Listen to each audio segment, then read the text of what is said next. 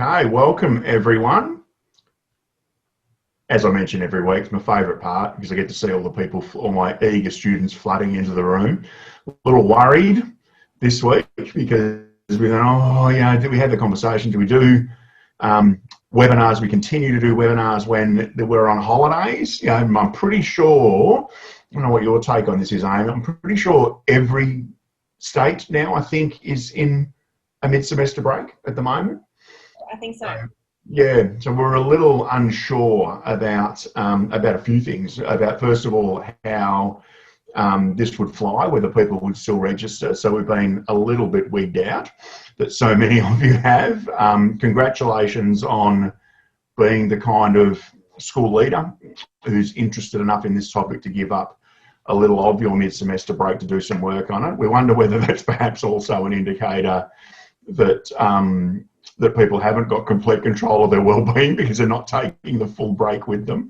But regardless, we hope that we can be of enormous service to you this afternoon around an incredibly important topic. So in introduction, I want to point out that I'm kind of standing on the shoulders of giants here a little bit today. Well, one in particular, Amy, you probably the thought of me standing on your shoulders would frighten you like crazy, I'd imagine, but the work you've done in this space is something that just utterly impresses me, and I felt anyway that I couldn't do justice to that this afternoon without having you here. Yet here I am calling you into a video tutorial this afternoon from your own leave out at Byron Bay, and I would have felt awful about it if I wasn't still trapped in lockdown in Melbourne.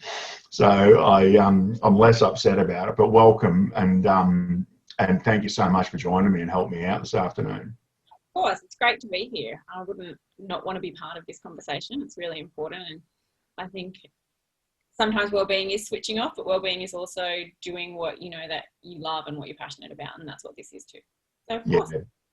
Yeah. I know it's an enormous passion project for you. We'll get into that very shortly and what you've discovered.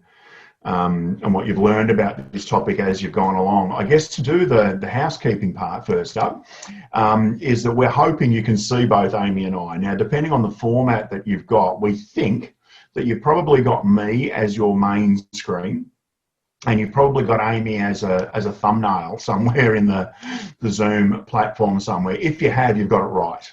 If you haven't, then it might be a case of just adjusting your gallery to gallery view or to speaker view just to get it to look the way you want it to look this afternoon. But if it's roughly what I just described, then you've probably got it right. The second thing is to know that this afternoon will be a fair old conversation, a bit of a natter between Amy and I about this critically important topic of staff wellbeing, and I'll mention in a moment where I come from on that and what my experience of trying to work on staff wellbeing has been. But I also want to let you know that you can be a part of the conversation. So, for instance, there's a chat box, and there's also the option for me to Amy you, to be able to make you a little thumbnail. You can even not use a video because you might have the holiday clothes on, the professional tracksuit, as I like to call it, and you might like to even just be unmuted. You can do that by putting your hand up if you'd like to have something to say, and you'll see me occasionally go and check the attendee list just to see if there's someone who's wanting to make a contribution. And I will check the chat box from time to time just to see if there's anybody that's made a comment there. Be aware that when you type in the chat box, sometimes it gives you some options there around who you're typing to. So it can be to just the panelists, so Amy and I would see it, or you can click to everybody, and that way everyone can see the benefit of your wisdom, which we would very much like to have as part of the presentation this afternoon. So thank you again, everyone, for coming along and for agreeing to be a part of today. Where do I come from on staff wellbeing? I reckon when I reflected on what I've done as a school leader, what I did as a principal when it comes to staff wellbeing, I reckon it was probably the one area that I acted out of habit and tradition in more than any other, I guess, little domain of school leadership that I had to work on. I copycatted. I did some stuff that other people had done. And I think that this 2020 period of whatever it is that's hit us has left me asking questions of myself about how effective that would have been. What would my school have been like? What would the wellbeing levels have been like amongst the staff in my school? if I had relied on those copycatting kind of techniques and strategies that I was using in the past. And I guess it led me to wondering things like, was our well-being level, and a lot of people are telling me at the moment that their well-being levels of their staff could be described as low or exhausted at the moment. And I know that's the experience you've had too, Amy. Is that because our collective well-being as educators was too low before we hit crisis? Were we not in a space that we were able to handle something extra, particularly something so monumental come along?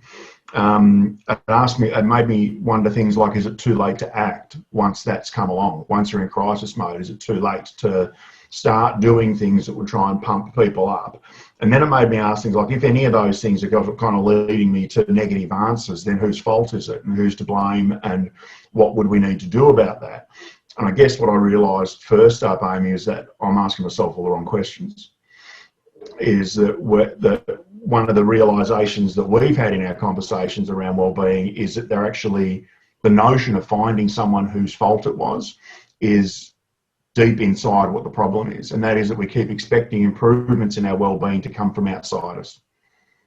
That we need our boss, or we need a system, or we need a nominated person in our school who has well-being on their badge and is trying to use that responsibility to elevate a career or to, just do something important. But the notion of that is what's wrong. Is that where am I landing in somewhere theoretically and philosophically the right kind of space there, Amy?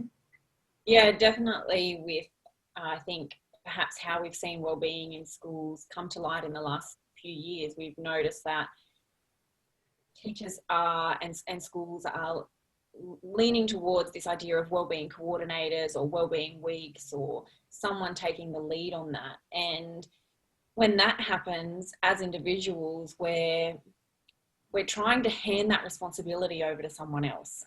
And that isn't something that really, when we look at wellbeing, which is about who we are, we should be doing.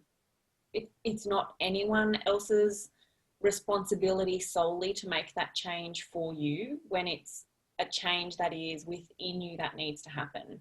But because we are so overworked and overwhelmed and maybe so far gone from where we need to be, we're looking for a quick fix or an answer.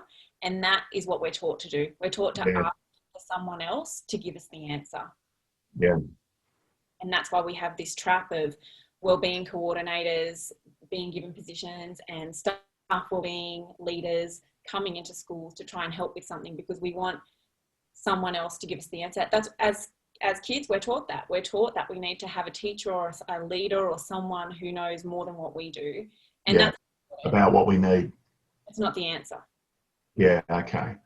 And I guess that led me to, you led me through this thinking into, some questioning of some of the big things that I did. But I think the first bit of blame I did was on myself. And to say that, I didn't do a good enough job. And even though I look back now, and I think the wellbeing of my staff was reasonably positive most of the time, I think that I found myself criticising at first tokenistic or piecemeal ways of approaching wellbeing when perhaps I almost didn't need to. Perhaps I guess one of the, I did it already, didn't I? I don't know where you've gone. I know. I do this. This is the first one. I get it on screen every time, and then hang on, bear with me. People who've been with me the last couple of weeks will know that.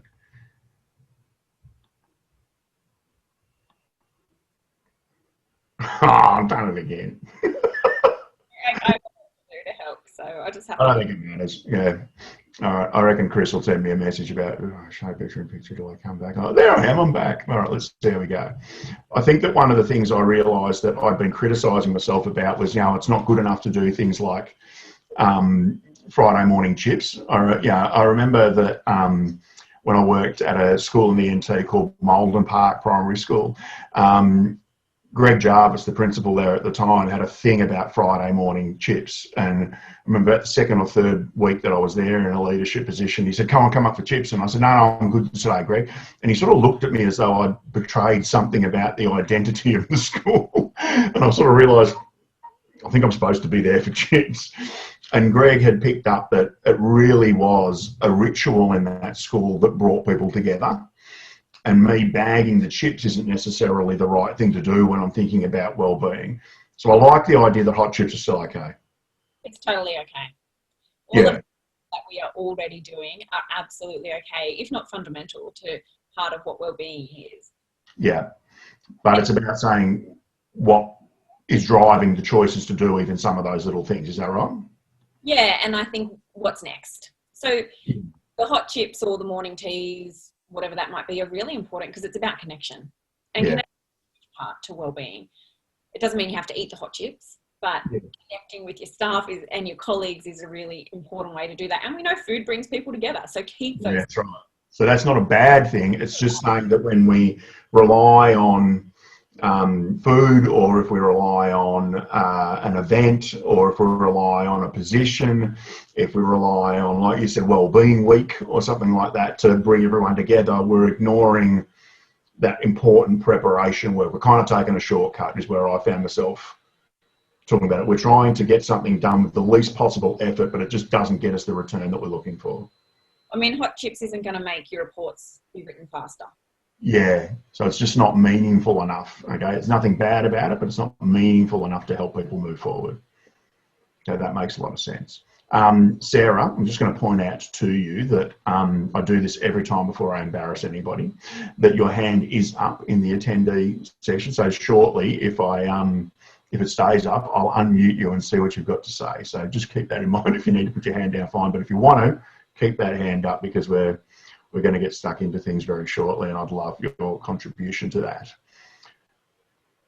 Taking the long road for me was about understanding this really important model. I'm going to defer to you in a moment on this, Amy, because this is your work, about the difference between event-based and superficial ways of trying to deal with well-being, and how they're not terrible, but they don't get us to any sort of productive or collective improvement in well-being across our schools. What I like about what you've articulated here is my ability to be able to place myself in it, my ability to be able to see the way that I was thinking about well-being, and I think I reflected a commitment to coping and reacting. So I noticed that if my crew were just starting to get a bit snippy with each other, that was good impetus for morning tea. So I was being reactive to that, which isn't necessarily a bad thing, but the responsibility of it is mine. Because below the line is where I am responsible for making that decision. Everybody else in the school kind of knew that they didn't have the authority to order Friday morning tea. It was my responsibility, and therefore well-being has just become my responsibility. But it's not until we get above the top that our approach to well-being is kind of fostered, and then it becomes collectively, embedded, that we're all working towards effective well-being, that we all have authority, that we all have responsibility, that we're all accountable for our own collective well-being. That I realised there were so many missed opportunities above the line. If only I had been able to think that way. Could you unpack for us a minute what your thinking is, Amy, behind helping people to be able to see this model and see themselves in it? Yeah, absolutely. I think schools, as we've acknowledged, do a really good job at the moment of that event-based well-being. So the morning teas, or getting involved in, I know some schools have done September this month, or even doing things like Secret Santa. All of those things are about bringing people together, making people feel happy, connected, having purpose, part of a community, and they all are known to boost well-being.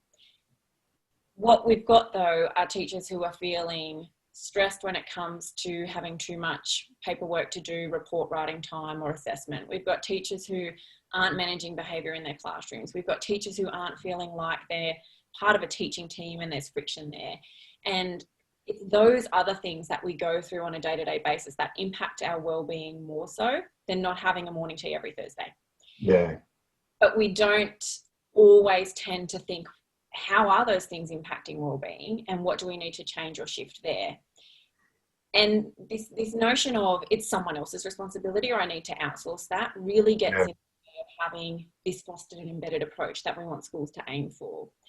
Because without having the ability to work on ourselves, we will never get that collective outcome or collective change within a school. But what we have to also have happen at a school level is the idea that when wellbeing is embedded, we're okay with having conversations that are around our mindful self or our physical self, or knowing what it is that we need to do as individuals and collectives and bringing that all together. And that is the difference between having Hot Chip Fridays and the difference between how is everyone coping when a time is stressful that we know is coming up, and we'll school through this period. I think that was probably the thing that sat most starkly with me, is that when I organised Hot Chip Friday, I keep banging on about the chips and morning teas, obviously must be hungry or something. But about when I was doing that, it was my reaction, it was my kind of reflex to noticing people just not being at their best.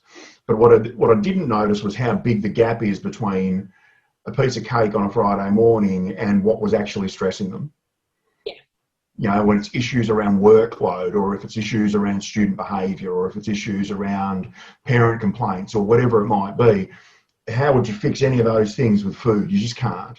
It's just my reaction. So that's not to say that those things are bad, but it's to say that I'm not actually attending to the things that are kind of drilling holes in their buckets, or making it difficult for them to sustain their own well-being. I'm not attentive enough in that space. Is that what you're seeing school leaders fall for, that trap, that shortcut?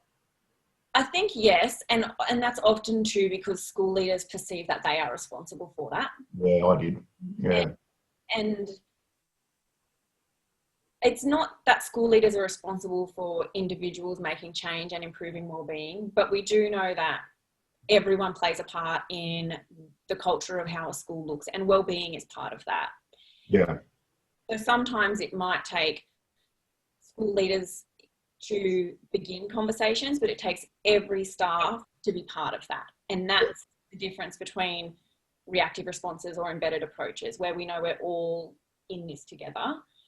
And it's moving from what's understanding what, when we use comments like my well-being just isn't there, or my staff's well-being is really impacted, just like we do when we give targeted feedback to students, we have to know what we're going to be able to target our well-being feedback to. Yeah. Why is your well-being a mess right now? Is it because workload is too much? Is it because your assessment schedule in your classroom is a total mess and you have no idea what's going on? Is it because you feel like you're teaching the same lesson over and over again and your students aren't getting it and it's stressing you out? We have to be able to articulate the things that are impacting our well-being before we can improve it. And so how do we do that in a school where we set up an environment with that safe space to do those things, is the difference between what we do and who we are. So as school leaders, then the lesson that I feel like you're teaching me today is to ask a lot. Yeah, ask a lot of questions. Is to find out what it is. You know, I people who've worked with me before will know I talk a lot to Peter Baines, who runs a charity, Hands Across the Water in Thailand, and he says that when he rings one of the orphanages in Thailand and he says, you know, what do you need?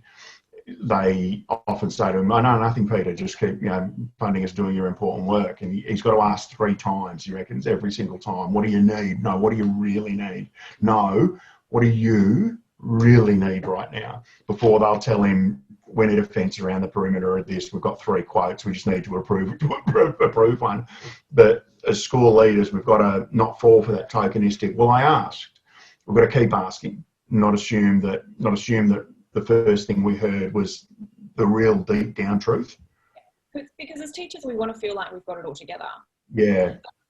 Remember, we go into classrooms and we act. That's what we do. We don't walk into our classroom and go, can't teach today, kids, because my head's just a mess and I've got nothing for you. We don't. Yeah. We go in and we put on a brave front and we feel like we've got to perform in a way. And so we're really good. And when someone says to you, how are you? Are you doing okay? Especially if it's your school leader, you're like, yeah, I'm fine. I'm a bit stressed, but I'll work it out. So there's 2 parts. Yes, school leaders ask questions, but teachers give honest answers. Yeah. And when an honest answer is given, listen. Yeah. Because when people are that vulnerable and they open up and say, you know what, I'm not okay, like the behaviour in my class is just not what I want it to be. And I know I've spent the last few weeks saying it's okay, but actually it's not, I need some help. We've got to really respect that someone has put themselves in a position where they're saying, I'm not cool anymore. Like, I need a helping hand. And then I that, found it myself as a leader in time. I had to really work on that. Like to get to the point where I actually had to ask people if they came to me, are you looking for my support? Are you looking for my advice, or are you looking for me to just listen? And because my instinct sometimes, my intuition on that just sometimes isn't right. No, nobody's perfect in terms of being able to read every situation. So find out, bother to ask. And what I found was people really appreciated that. yeah, and sometimes there mightn't be an answer straight away. Yeah, and to be all right with that. Yeah, but when we talk about having an embedded approach to wellbeing, part of that is about knowing that you can ask for help. Yeah. And you can receive it in a way that suits you. I think, just as every person is, every teacher is different. They're at a different space in whatever part of their teaching journey it is that they're on. And so their wellbeing is going to be affected differently. Yeah. Whilst it might have been an issue for one teacher, it could be massive for another teacher. Yeah. And letting that just be. Yeah, instead of doing, if only you do this, everything would be fine. Because it's not about what I do, it's about how that feels to you. Which is genuinely, I guess, what we're talking about when we define the difference between things like empathy and sympathy, aren't we? Yeah, okay. So what you've done is pull this notion of people taking collective or personal responsibility for well-being and how that looks in terms of self-care. Yeah. And you've broken that notion of self-care down into 5 different domains that you think educators most need to attend to. Am I wording that the right way, Amy? Yeah, not exactly self-care. So I have broken it into 5 areas of self, and then self-care is woven through that. Wow. Yeah. Things that I have been really clear on highlighting is that well-being is not self-care. Yeah. And this notion of self-care is something that we do. So it is the September, it is the meditation in the morning, that's the doing stuff. But overall, well-being is your state. It's how you and I think you mentioned earlier, Adam, about always feeling like you wanting your staff to be positive all the time. Sometimes we're just not. So well-being is about knowing that sometimes you're not going to be positive, you're not going to be happy, you're going to have an off day, and that's part of it. We don't need to rush and fix that. Yeah. And we do sometimes, don't we? We go to this, we strategize. So we go, I'm going to have to do this. When I'm not on the game. Whereas the truth is, if you can just get your state right, you just sort of take a breath and go, get myself in the right position. It doesn't matter what I'm going to do first. If I'm coming from a position where I'm well, where I'm okay. Yeah, and I think be okay with not being okay sometimes. Like things are falling apart, or you're juggling too many things, or you're short on time and it's stressing you out. It's an okay reaction to feel like that. It's almost the difference between, say, if you're going to a job interview, you instead of going in there and trying to remember the 58 dot points that you want to raise in that interview, it's just getting yourself in this position where you go, no, I'm confident, I'm competent, I'm ready to go. Yeah. That is almost more effective than straining to remember the 58 things that are important. Yeah, hugely. So we've got to check in with what is my state and who am I being right now, rather than, oh my goodness, I feel awful, I just want to feel better, I'm going to go for a walk, or I'm going to drink a cup of tea, or whatever it is. Like, they're not all answers. Sometimes you've got to sit in that space of feeling uncomfortable, and that's well-being. So the first domain of self that you've identified is the physical self, and I'm immediately get a tiny little bit of vomit in my mouth when I think about school leaders who want to focus on my physical self, because I can just see the yoga class that's going to happen, and me in Lycra is not something that anybody needs. But then I also had reflections about times that I've helped teachers that I worked with who, for instance, wanted to quit smoking. I remember, and I did this whole work relevance argument in my head. What's that got to do with school? And the teacher I was helping with said, look, all the conversations where people make sense of what you're leading in the school happen in the staff room. And he said, and you make me go to a completely different location because I need a cigarette. And he said, I need to take care of that. And I had another teacher who told me that she wanted my help, performance conversations to get fit. And I was like, what for? And she said, because I teach year 1. And I'm really struggling to keep up with them all day. I'm like, right. And so the more I thought about it, the more I thought this physical attention to physical self, to ourselves as physical beings, that there might be something in it. What are you thinking? Well, I think you're right. When we think well-being and then we think physical, we think yoga. And I don't know how that happened or where that came from, but there's a direct correlation there. Yeah. No. Upsets me. And I'm a yoga fan. I love it for what it does, but it's not everyone's thing, and it doesn't have to be. Your physical self is important. Oh, that's it. How you treat your physical self is up to you. And this is where, as schools, we have to recognise that when we talk about our physical self for well-being, what we're actually asking people to do is recognise the contributing factors for how they function optimally. Yeah. So that's what sits at the centre of the model around physical self. There's 7 components that build up each part of one of the domains. And so for physical self, what's at the centre is this idea of every component, everything that you do contributes to how you function optimally. Now that might be yoga, might be running, might be walking. It could be anything, but we know movement is going to be a part of that.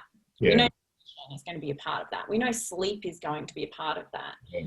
What that looks like for everyone, though, is different. Trying to make everyone do yoga is not the answer. Yeah. I like that you've mentioned, even obviously, I like that you mentioned sleep in there. I know that Sarah Blunden's work in South Australia is all around how poor sleep equals poor performance. You know, so when it comes to kids, if they're not getting sleep, they will behave poorly at school. It's pretty much that short, straight line. If you're not sleeping well, you will not do the right thing. And so as educators, I think because some of that stuff that stresses us impacts our sleep, and because we're anxious, the chips aren't fixing it. Yeah. So we've got this cyclic thing going on that we're actually not anxious about the behaviour, for instance, with students that happened that day. We're anxious that there's not a plan for it to be any better tomorrow. Yeah. And we don't know. It's impacting our physical self. We don't know how to look after ourselves in between the end of the school day and tomorrow. Yeah. What are we doing in that gap? Because sleep, for example, will have a huge impact on how you show up the next day. Isn't that amazing? Like, you know, could you imagine the embarrassment or the guilt that any school leader is going to have to get past if they were to include sleep in their strategic plan? Do it. 8 hours a night. There's a fantastic book called Why We Sleep by Matthew Walker, and it unpacks the science behind sleeping in terms of if you don't have enough sleep, and it is a bit different for everyone, so working out that and your own sleep cycle and stuff is really worth committing to try and figure out. But not having enough sleep can be the same as working intoxicated. Yeah. Yeah, right. Yeah.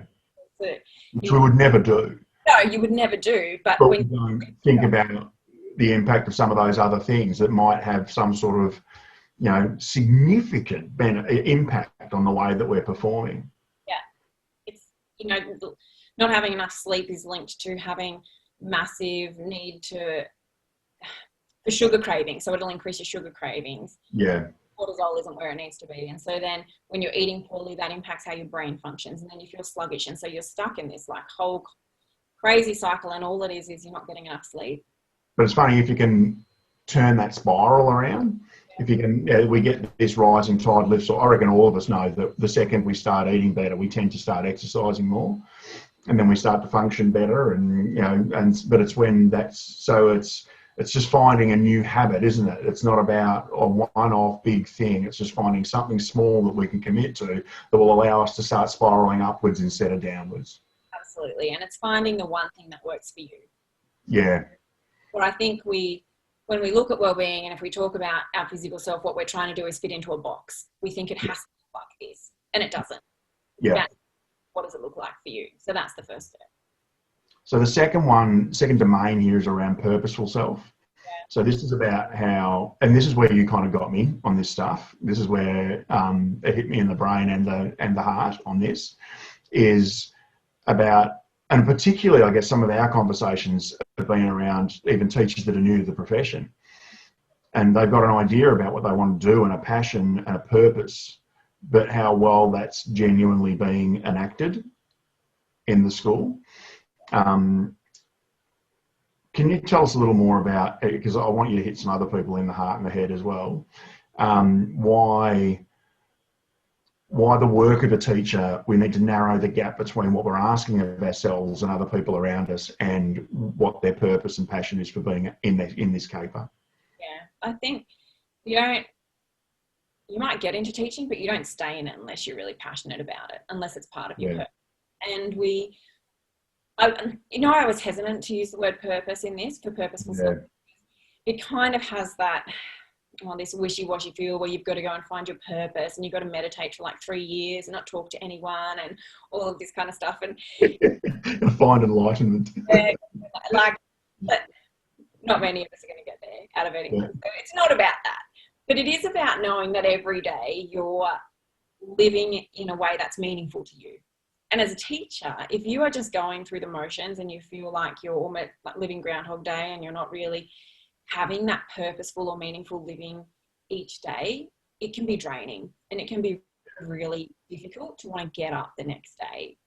The thing with meaningful living and your purposeful self is that, again, it's not ticking off boxes and thinking that you're following the steps to someone else's idea of what success and purpose looks like. It's totally defined by you.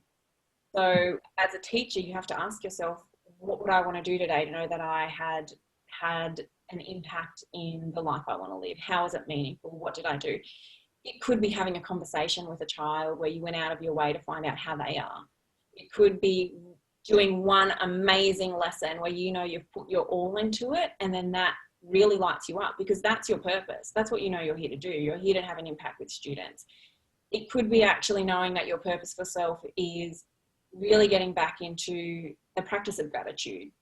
Yeah. Of what you have there in that space. So it's not about enlightenment and we're all going to go and sit on top of a mountain, but it is about the idea of meaningful living is really important.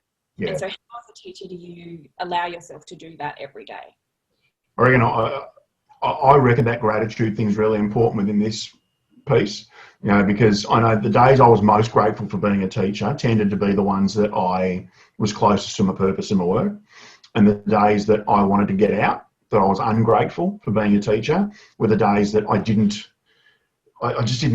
do stuff that met my purpose, that manifested my purpose in the way that I behaved or the way that I practiced in the school. I remember my business manager one day, Marnie, who's just amazing.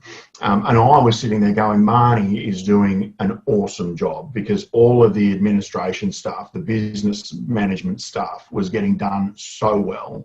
And then Marnie came in one day and told me she was miserable and she wasn't enjoying her job. And I was like, what? You're nailing this.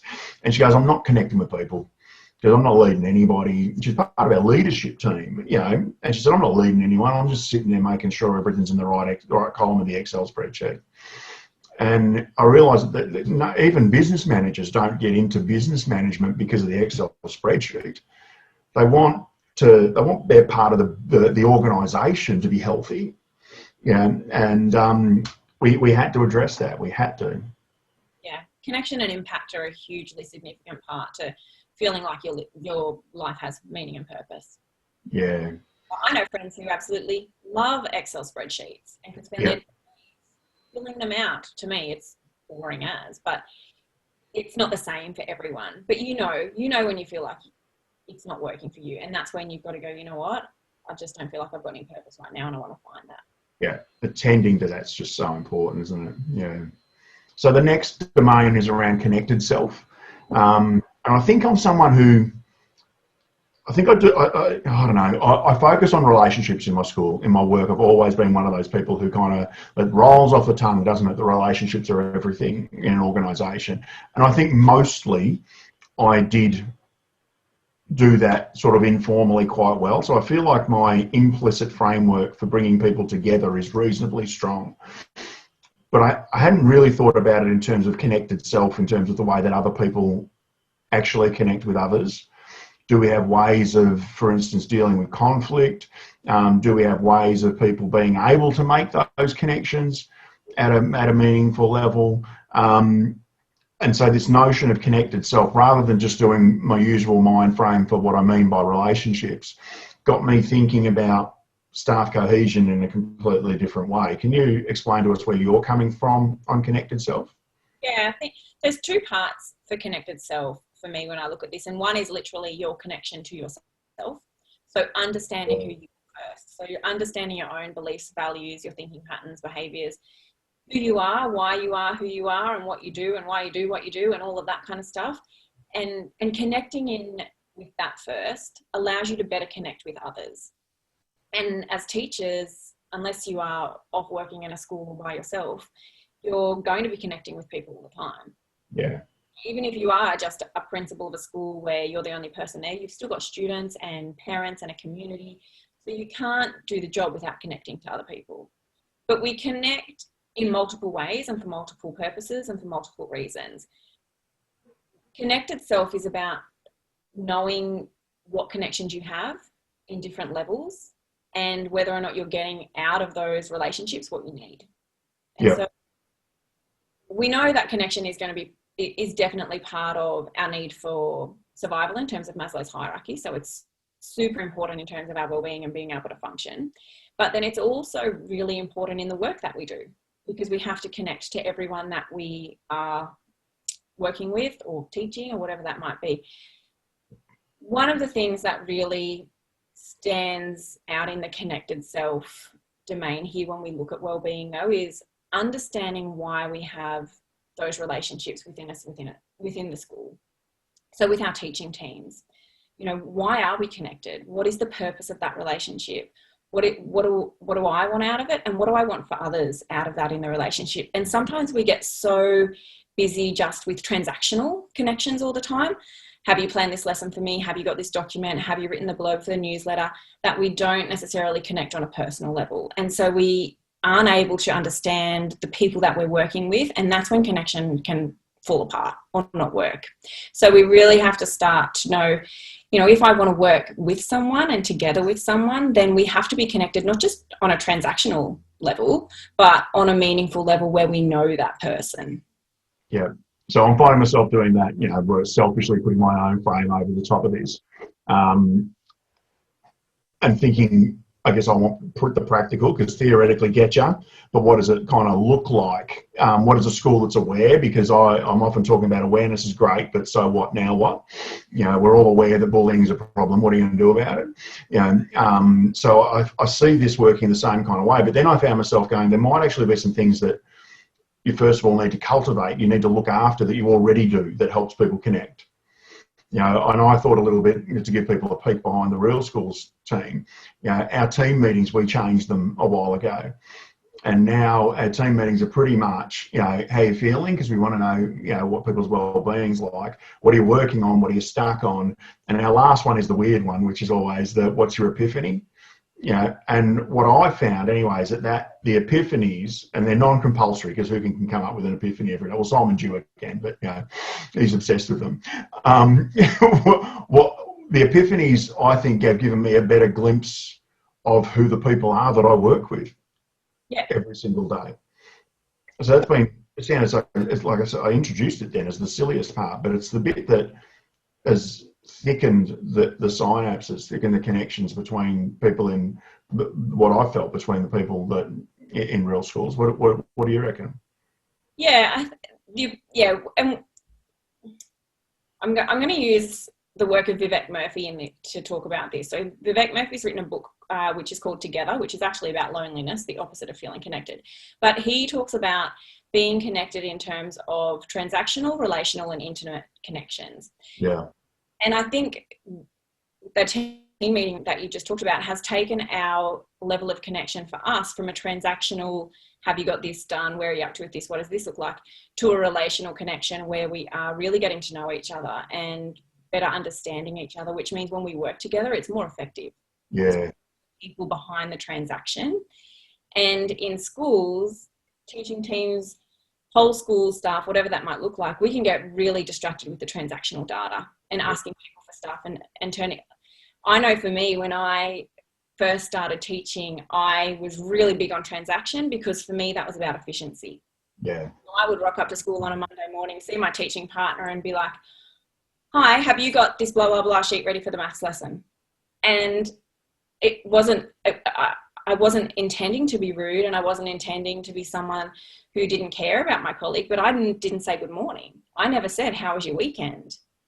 And for someone who is, and this is where understanding yourself really comes into play, because I am really driven by outcome and wanting to make sure that things in my classroom were working well and having all of that taken care of, that I didn't ask how the person was. I didn't ask how their weekend was. So I wasn't at that relational level. I was very much at that transactional level. And then someone brought that to my attention very kindly. I'm very grateful for that now. But for some of us, it's a bit of an effort to say, how are you going? How was your weekend? But it makes a huge difference to the environment we work in. Yeah, it just does. Yeah. It's like the fuel to make those transactional things actually worthwhile, isn't it? And yeah, it's like you strain for efficiency, but without that fuel, you just don't get it. Yeah, and I was guilty of that for quite a number of years in my initial stage of teaching. Yeah, I reckon we share that. So what do you mean by learning self? So where you took me on this was, I reckon there's also a school leadership thing around feeling like you've got to have all the answers. You've got to have the whole thing ready, and you don't want to say, I don't know, or you don't want to say this upset, this, it's frustrating me, or I'm confused about that, or I don't know even what this acronym means, or whatever it is. And this learning, this focusing on learning myself as someone who's still improving, who's still getting better. Actually, I think of all the 5 domains you came up with, this kind of excited me the most. Because it's just, we all love getting better at stuff. We all love growth. We all love progress. So can you work us through for a minute or two about where you see this learning self domains being so important? Yeah, absolutely. So there's a great saying that I love by Ray Kroc, who is the founder of McDonald's. And he says, if you're not green and growing, you're red and rotting. And as teachers, or even as adults, we kind of get to a point where we haven't finished our growing, but life gets in the way. And so we kind of stop learning. But as teachers, it's ironic, because all we expect from our students is for them to learn and learn and learn. Learning institutions, we stop.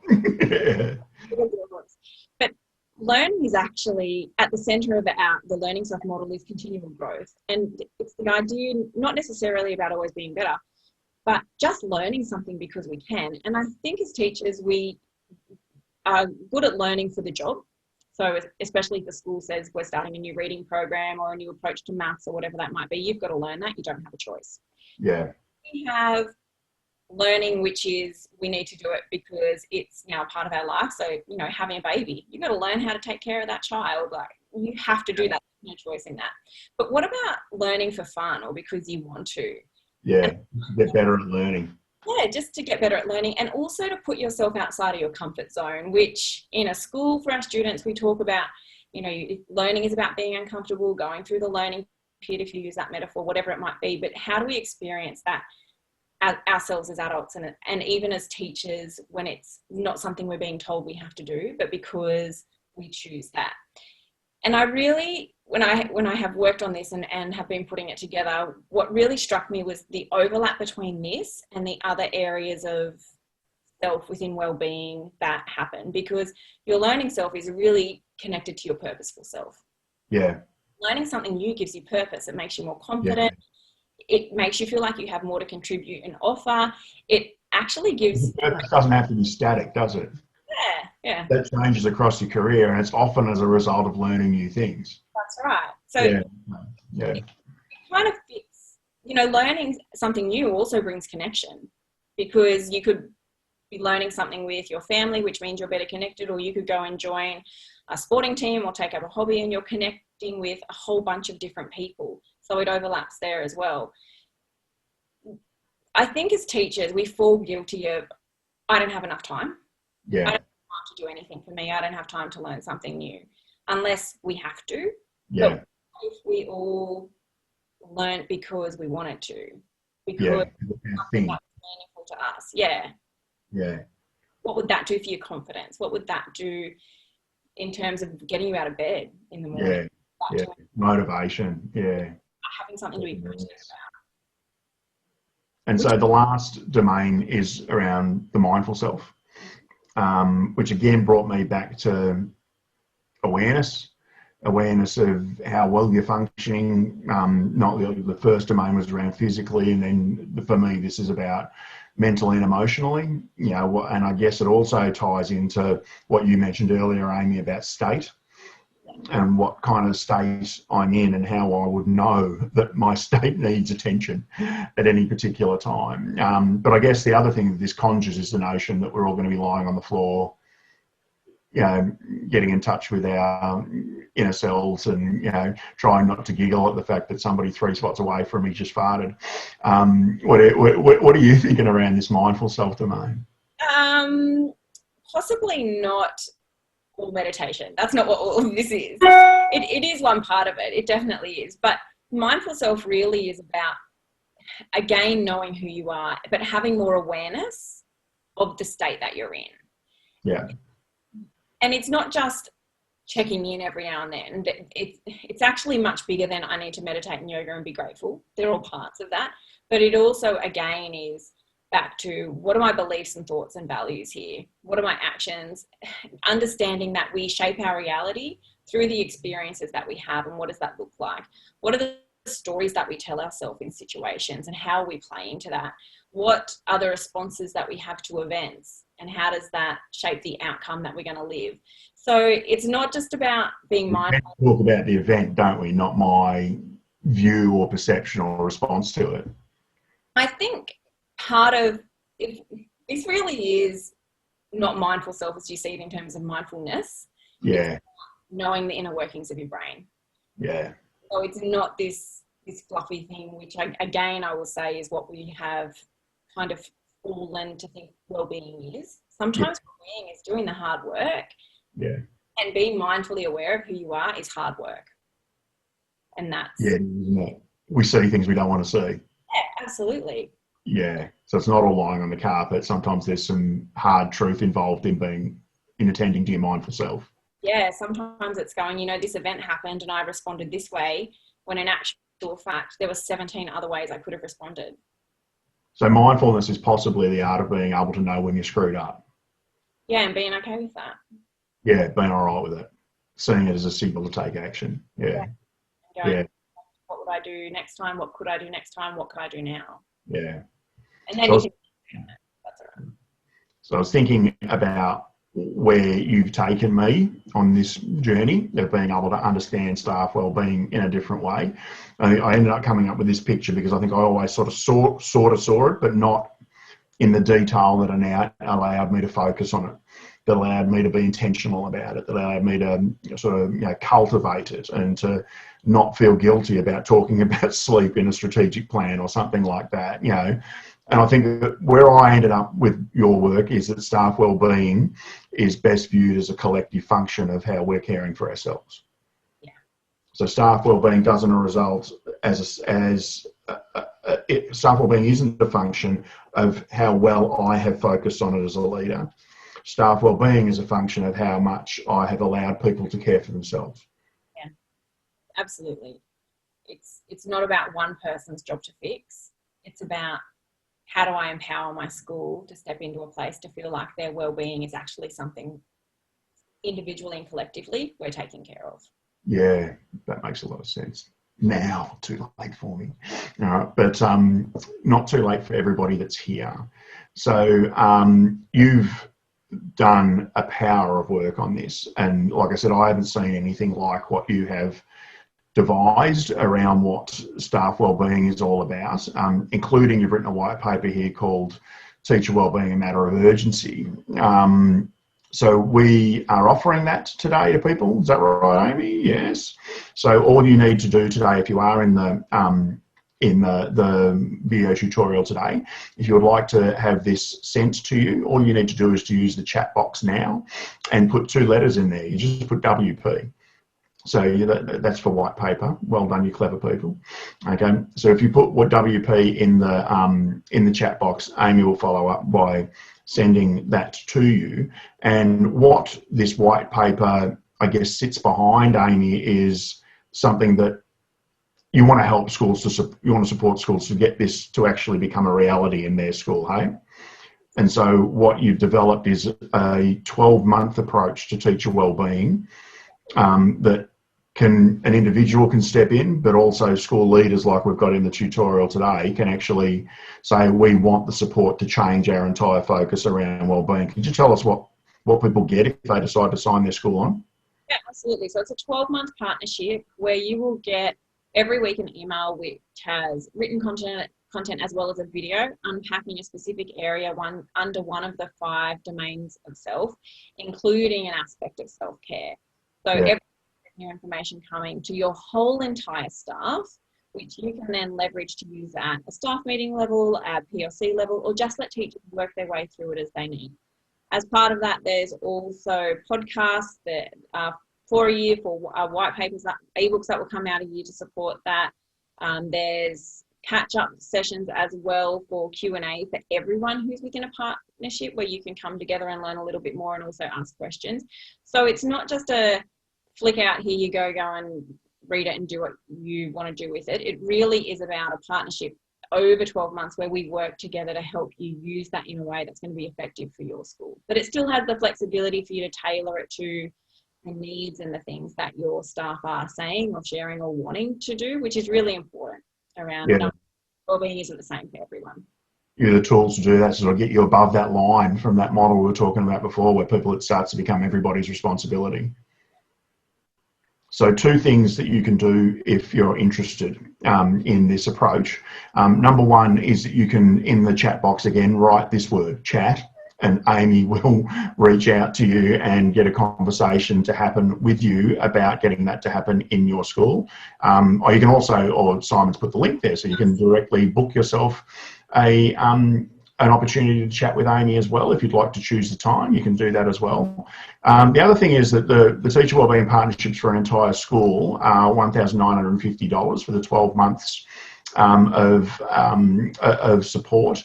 But for the people who are in this webinar today, if you are sitting there going, we need this and we want to start with this, you get to choose the start date. It's 12 months, 52 weeks of service.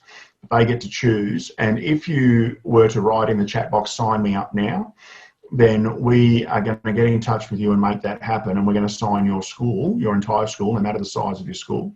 We're going to sign you all on for that support for $1,500. So, but you have to seize that opportunity now. This is our gift to you for being the kind of people that are going to give up part of your mid-semester break to come along to a webinar. So know that that opportunity is there for you as well. What else do people need to know? Amy, we're going to go a little deeper into this, hey? Do you want to tell people about the Teacher Wellbeing webinar series that we're going to get going?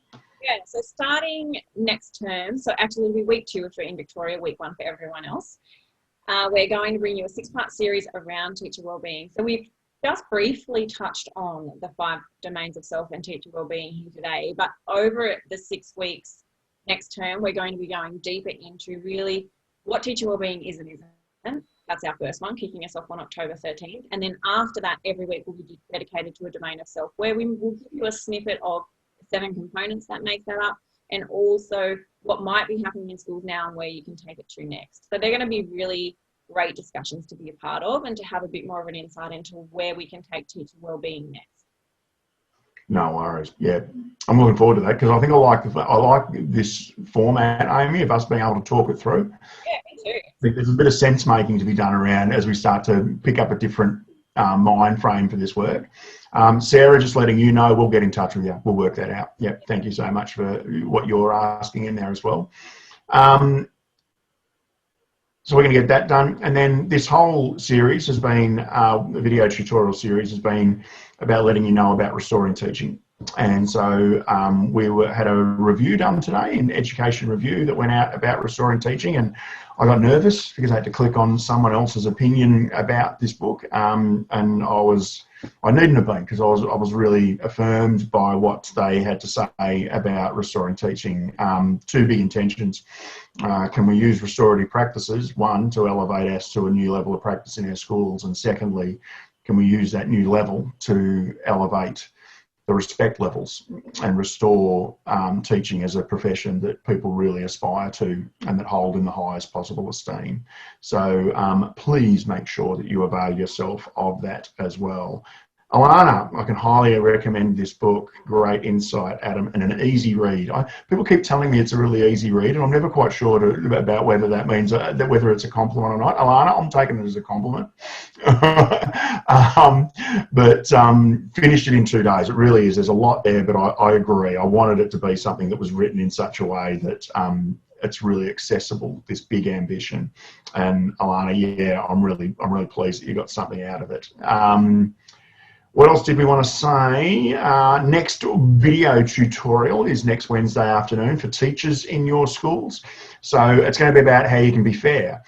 I reckon it's the one thing that teachers hear more than anything else is that's not fair. And I actually believe we can eliminate it by putting some very simple principles about the way we're going to conduct ourselves, particularly as we approach student issues in our school. I think that if we keep some certain principles in mind that we can eliminate that decry, but I also think that we can position ourselves such that our parents see us as being particularly fair-minded as well. Fairness is not something that you can just strain for. Fairness is not something that just sort of happens as a matter of personality or by osmosis. You can strategize for it to be fair. And so what I want to do is bring you the key principles of what it takes to be fair. And I really think you'll enjoy that one. So make sure that you get your people onto that one. And then that pretty much, I reckon, only leaves me at the end. I don't think I've got anything else to add there other than thanks to everyone for sticking with us today and for being an important part of this. Have you got a closing thought or two that you reckon would help people sit up tonight thinking about something positive rather than something that went wrong? Put me on the spot, but I think. Well, I think thanks for everyone for hanging in there. That's really important. It's been a great conversation to have, and I think you're right, Adam. I don't think there are many conversations like this that are happening in terms of what wellbeing is and where we're heading to next. So yeah, in terms of sleeping and not staying up thinking about things all night, piece of advice I'm going to leave you with is